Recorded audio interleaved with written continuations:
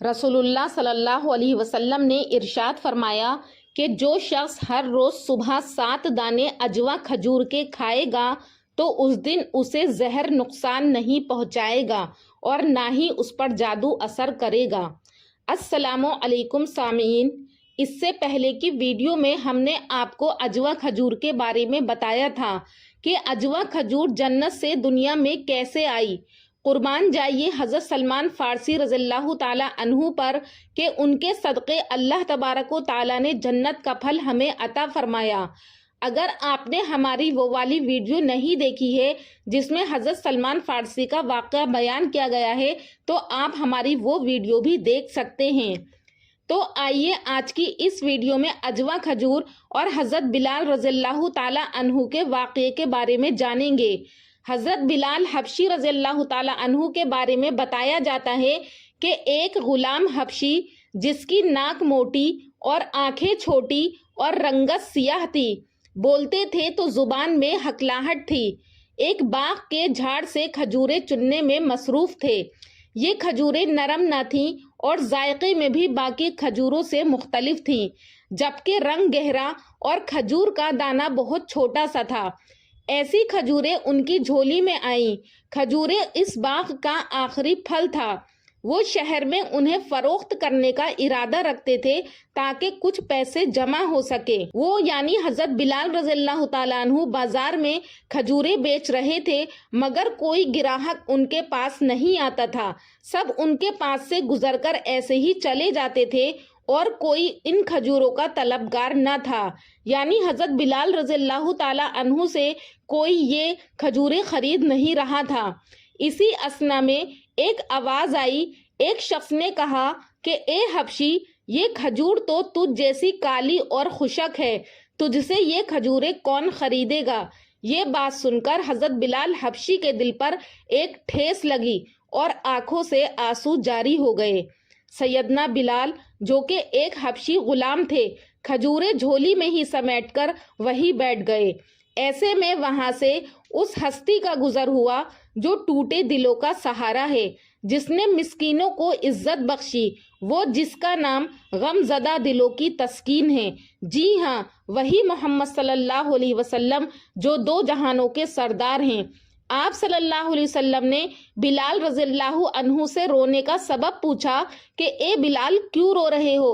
تو سیدنا بلال نے جھولی کھول کر سب ماجرا کہہ سنایا۔ رحمت للعالمین صلی اللہ علیہ وسلم نے بازار کی جانب رخ انور موڑا اور آواز لگائی کہ لوگوں، یہ کھجور اجوا ہے، یہ دل کے مرض کے لیے شفا ہے، یہ فالج کے لیے شفا ہے، یہ 70 امراض کے لیے شفا ہے۔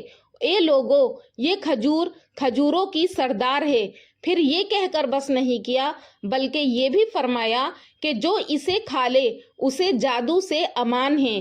حضور صلی اللہ علیہ وسلم کی یہ آواز بازار میں موجود ہر ایک شخص کے کان میں گونجتی ہے۔ حضور صلی اللہ علیہ وسلم کی آواز سن کر وہاں کا منظر بدل گیا۔ وہ بلال رضی اللہ تعالی عنہ جن کے پاس چند لمحے پہلے تک کوئی نہیں آ رہا تھا، وہ پریشان بیٹھے تھے۔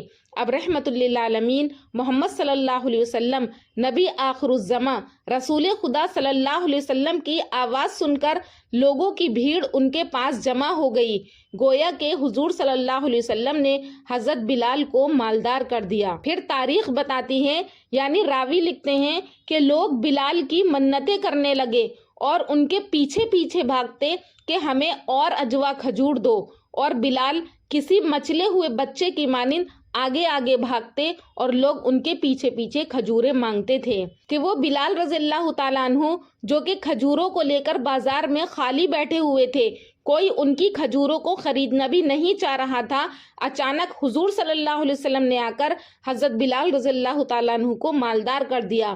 اور مصطفیٰ کریم صلی اللہ علیہ وسلم کی زبان مبارک کا صدقہ آج بھی اجوا کھجور کو تمام کھجوروں کی سردار بناتا ہے۔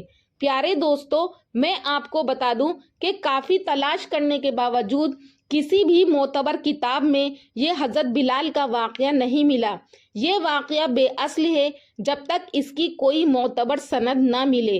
اسے آپ صلی اللہ علیہ وسلم کی جانب نسبت کر کے بیان کرنا درست نہیں ہے، کیونکہ آپ صلی اللہ علیہ وسلم کی جانب صرف ایسا کلام اور واقعہ ہی منسوب کیا جا سکتا ہے جو معتبر سند سے ثابت ہو۔ حدیث میں حضور صلی اللہ علیہ وسلم سے اجوا کھجور کے 99 درخت اپنے ہاتھ سے لگانا ثابت ہے جو راتوں رات بہت زیادہ پھلے پھولے تھے، اور 100واں درخت جو کہ حضرت عمر رضی اللہ تعالیٰ عنہ نے لگایا تھا تو وہ زیادہ پھلا پھولا نہیں تھا، تو پھر اس کو اکھاڑ کر نبی کریم صلی اللہ علیہ وسلم نے 100واں درخت بھی اپنے ہاتھ ہی سے لگایا تھا۔ البتہ اجوا کھجور کی فضیلت کے حوالے سے حضور صلی اللہ علیہ وسلم سے درج ذیل روایات ثابت ہیں۔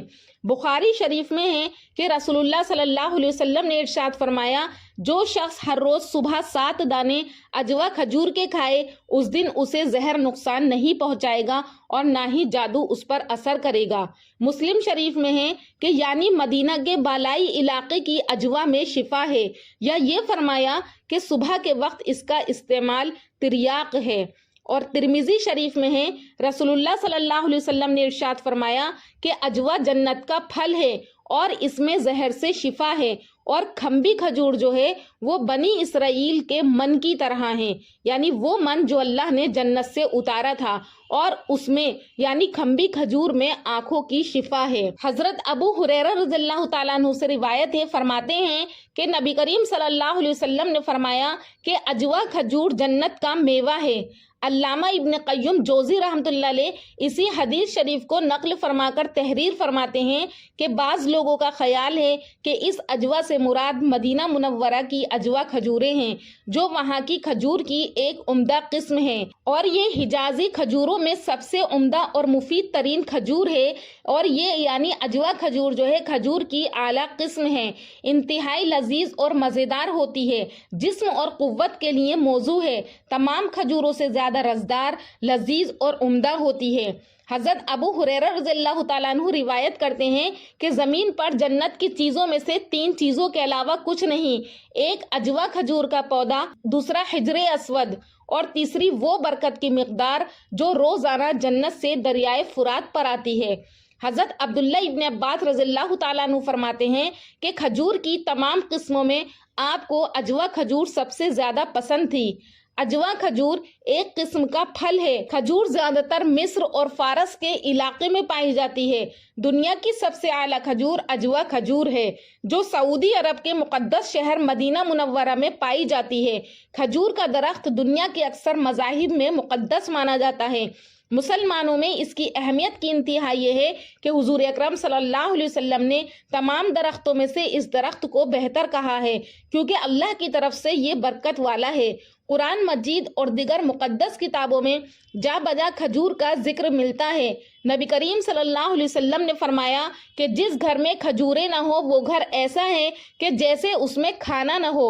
طبی تحقیق کے مطابق بھی کھجور ایک ایسی منفرد اور مکمل خوراک ہے جس میں ہمارے جسم کے تمام ضروری غذائی اجزاء وافر مقدار میں پائے جاتے ہیں۔ رمضان المبارک میں افطار کے وقت کھجور کا استعمال اس کی بہت زیادہ فائدے کا حامل ہے۔ چونکہ دن بھر روزہ رکھنے کے بعد طاقت کم ہو جاتی ہے، اس لیے افطار طاقتور چیز سے کرنا ہوتا ہے جو کہ کھجور کے اندر پائی جاتی ہے، اور کھجور یہ تمام مقاصد پورے کر دینے کی اہلیت رکھتا ہے۔ عبداللہ ابن عمر سے روایت کرتے ہیں کہ رسول اللہ صلی اللہ علیہ وسلم نے ایک مرتبہ فرمایا کہ درختوں میں سے ایک درخت ایسا ہے جس کے پتے کبھی نہیں جھڑتے اور اس کی مثال مسلمان جیسی ہے، مجھے بتلاؤ کہ وہ کون سا درخت ہے۔ تو لوگ جنگلی درختوں کی سوچ میں پڑ گئے اور میرے دل میں آیا، یعنی عبداللہ ابن عمر کہتے ہیں کہ میرے دل میں آیا کہ میں بتلا دوں کہ وہ کھجور کا پیڑ ہے۔ تو عبداللہ کہتے ہیں کہ پھر مجھے شرم آ گئی اور میں چپ ہی رہا، کیونکہ تب لوگوں نے عرض کیا کہ یا رسول اللہ آپ ہی خود اس کے بارے میں بتلائیے۔ آپ صلی اللہ علیہ وسلم نے فرمایا کہ وہ کھجور کا درخت ہے۔ عبداللہ ابن عمر کہتے ہیں میرے دل میں جو بات تھی وہ میں نے اپنے والد یعنی عمر رضی اللہ تعالیٰ عنہ کو بتائی تو وہ کہنے لگے اگر تو اس وقت کہہ دیتا تو میرے لیے اس سے زیادہ قیمتی سرمایہ اور کوئی نہیں ہوتا۔ الغرض اجوا کھجور کی بہت زیادہ فضیلت ہے، یہ مدینہ کے بالائی حصے میں پائی جاتی ہے اور مدینہ کی کھجوروں میں سب سے زیادہ بہترین کھجور ہے۔ آخر میں اللہ تبارک و تعالیٰ سے دعا ہے کہ اللہ تبارک و تعالیٰ آپ کے سننے کو اور میرے بتانے کو قبول فرمائے۔ اگر آپ کو ہماری ویڈیوز اچھی لگتی ہیں تو کامنٹ سیکشن میں اپنی رائے کا اظہار ضرور کریں۔ انشاءاللہ پھر ملاقات کروں گی ایک اور اچھے موضوع کے ساتھ، تب تک کے لیے اللہ حافظ۔